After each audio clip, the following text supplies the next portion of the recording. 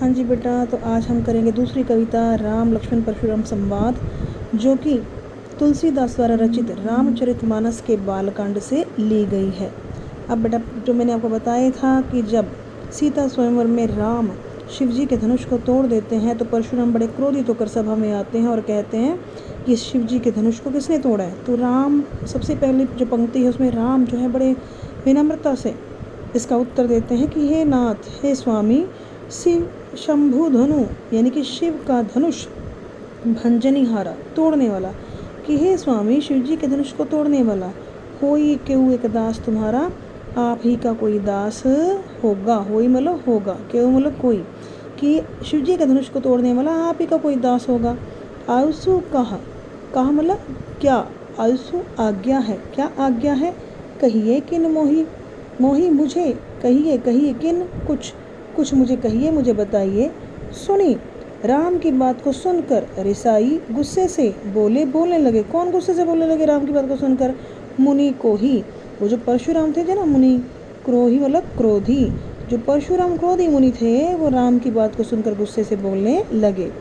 सेवकु सो जो करे सेवकाई, बेटा तीसरी पंक्ति देखो, सेवकु सेवक, सो वह, सेवक वह होता है जो सेवकाई सेवा का काम करता है। अरि करनी करी लड़ाई, अरि दुश्मन, करनी काम यानी कि शत्रु का काम, करी करके करी लड़ाई, उसने तो लड़ाई का काम किया है। सुनो राम, हे राम सुनो, जही शिव धनु तोड़ा, जिसने भी शिव जी के धनुष को तोड़ा है। तो क्या कहते हैं गुस्से से परशुराम कि जिसने भी शिव जी के धनुष को तोड़ा है, सहस्र बाहु समसो रिपु मोरा, सहस्र बाहु एक राक्षस का नाम है कि सहस्र बाहु राक्षस के समान, सो रिपु मोरा वह मेरा शत्रु है। तो ये सहस्र बाहु राक्षस की बेटा क्या कहानी है? जो परशुराम थे उनके पिता का नाम था जमदाग्नि, और जमदाग्नि के पास एक गाय थी जिसका नाम था कामधेनु, यानी कि सभी इच्छाओं को पूरा करने वाली गाय।